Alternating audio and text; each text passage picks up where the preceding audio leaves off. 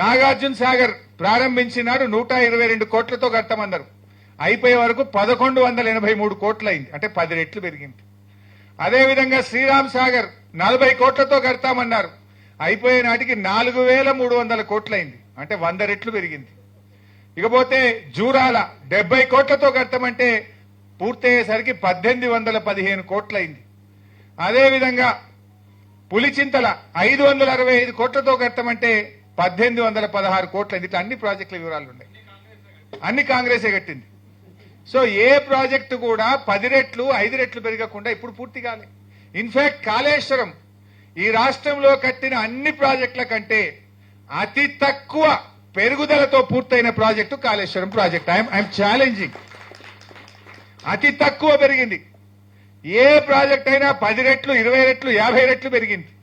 So lowest escalation తో పూర్తయిన project Kaleshwaram project. ఇక పెరిగిందని వీళ్ళు గోబల్స్ ప్రచారం చేస్తూ ఉంటారు. అదేవిధంగా ఒకసారి మీరు గుర్తు తెచ్చుకోండి, పేపర్లలో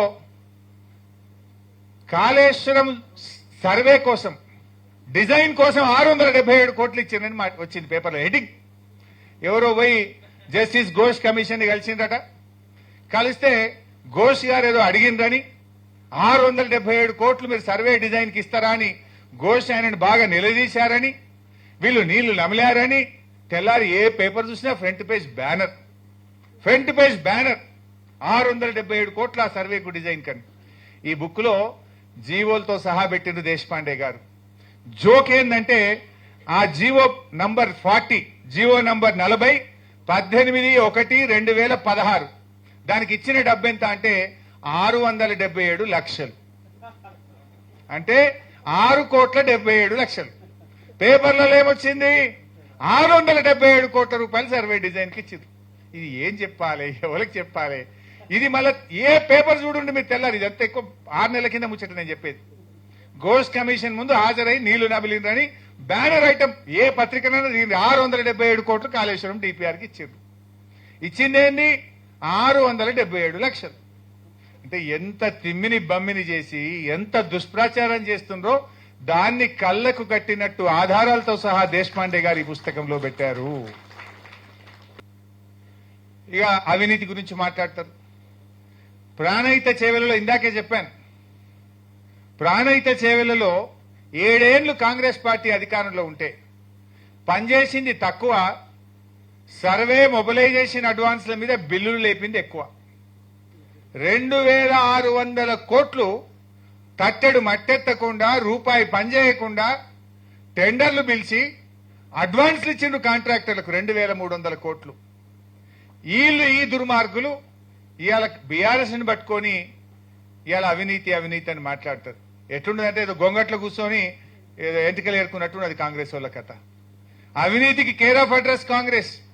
కానీ ఇవాళ వాళ్ళు ఒక మంచి పని జరిగితే ప్రజల్లో బీఆర్ఎస్ కు మంచి పేరు వస్తుందని ఒక దుష్ప్రచారానికి వాళ్ళు ఒడిగొడుతున్నటువంటి పరిస్థితి కూడా మనం చూస్తున్నాం.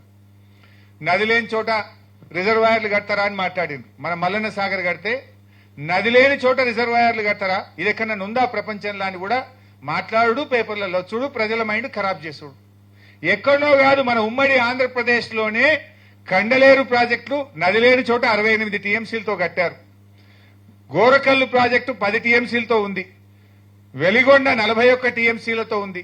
వెలిగోడు 17 టీఎంసీలతో ఉంది. ఆ బ్రహ్మంగారి మఠం 17 టీఎంసీలతో ఉంది. అవన్నీ వదిలిపెట్టండి. నిర్ణయాలు చంద్రబాబు నాయుడు మళ్ళీ కొత్త కథ పెట్టిండు, మన తెలంగాణకు అన్యాయం చేసేది. మీరందరూ కూడా చూస్తున్నారు. గోదావరి బంకచెర్ల లింక్ అని స్టార్ట్ చేసిండు. ఇక కృష్ణా నీళ్లు ఎత్తుకపోయినాం, ఇక గోదావరి నీళ్లు ఎత్తుకపోతామని స్టార్ట్ చేసిండు. ఆ గోదావరి బంకచెర్ల ప్రాజెక్టులో భాగంగా నది లేనటువంటి చోట ఇవాళ బొల్లంపల్లి రిజర్వాయర్ 150 టీఎంసీలతో కట్టడానికి ఇలా ఆంధ్రప్రదేశ్ రూపకల్పన చేసింది. ఏ నది లేదు. ఇందాక నేను చెప్పినేమో ఆల్రెడీ కట్టిండ్రు. ఇప్పుడు బంకచెర్ల గోదావరి లింకులో 150 టీఎంసీలతో నది లేని చోట రిజర్వాయర్ కట్టి వరద ఉన్నప్పుడు నీళ్లు నింపి పెట్టుకోవడానికి ఇలా ఆంధ్రప్రదేశ్ మళ్ళా తయారు చేస్తా ఉంది. ఇక మనోళ్ళేమో కేసీఆర్ గారేమో దూరదృష్టితోని తెలంగాణకు రేపు హైదరాబాద్ దగ్గరుంటది, పారిశ్రామిక అవసరాలుంటాయి, హైదరాబాద్ పెరుగుతుంది, రేపు త్రాగునీరు అవసరమని ఒక 50 టీఎంసీల రిజర్వాయర్ కట్టిండు. నిజానికి నేను ఆ జిల్లా మంత్రిని. నేను ఒకటి రెండు సార్లు మాట్లాడినా, సార్ ల్యాండ్ ఎక్విజిషన్ బాగా ఇబ్బంది అవుతుంది, రైతులతో ప్రెజర్ వస్తుందంటే వారు ఒక మాట అన్నారు, హరీష్ కొద్దిమంది కుటుంబాలు నష్టపోతాయేమో, ఇప్పుడు కొద్దిగా కష్టమైతుందేమో, కానీ రేపటి లక్షల వేల కుటుంబాలు బతుకుతాయి. రేపటి తెలంగాణకు ఇది జీవధార అవుతుంది, మల్ల గట్టలేము. కష్టమైనా సరే రేపు మనం రాజకీయాలు శాశ్వతం కాదు, ప్రజలు శాశ్వతం, నీళ్లు శాశ్వతం. ఇది హైదరాబాద్ దగ్గరగా ఉంది, 50 టీఎంసీ రిజర్వాయర్ కట్టాలని చెప్పి పట్టుబట్టి ఆయన గారు ఆ రిజర్వాయర్ ని కట్టించారు. ఇలా అదే వరమైంది కదా.